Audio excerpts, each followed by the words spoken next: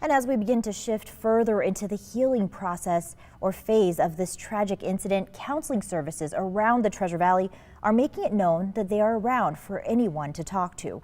Our Tristan Lewis joins us now. And Tristan, so many people are in need of support right now. Yeah, Shira, it's been a tough week for everyone in our community. I spoke with a young woman tonight who shares what happened when she was inside the mall Monday afternoon.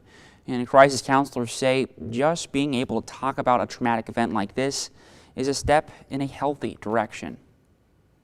You know, we all have the right to feel safe and to feel believed, and that was taken away from people who were at the mall.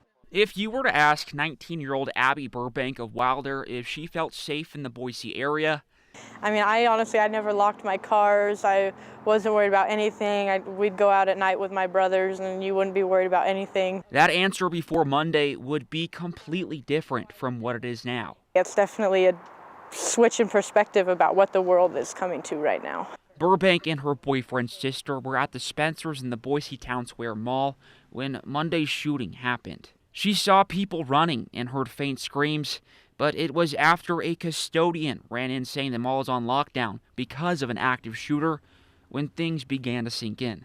A series of panic and fear and also confusion because I never thought that anything like that would happen. If anybody from out of Idaho were to ask me what Idaho was like, I would have told them it is very safe.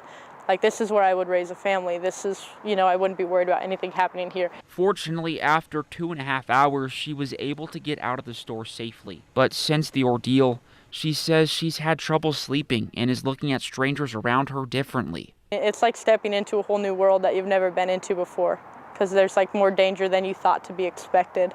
While Burbank begins to open up more about the experience, crisis counselors in the Treasure Valley want anyone impacted and traumatized to know they're not alone. Our counselors have said the faster that we can deal with this trauma, the easier it will be for these victims to heal. Faces of Hope, a victim service center in Boise, is working to support the community through this tragic time by providing counseling to those who need it. They've offered their services at the mall this week and will have counselors available again next Tuesday and Thursday. A lot of times it's just talking through your emotions and kind of validating the feelings that you felt during that incident. While Burbank continues to work through Monday's events, she's glad to know community resources are out there. For me, it's like I made it home. I made it safe, so I have a lot to be grateful for. And I don't necessarily feel like I have to talk about it, but if I ever do, I know I have people to talk to.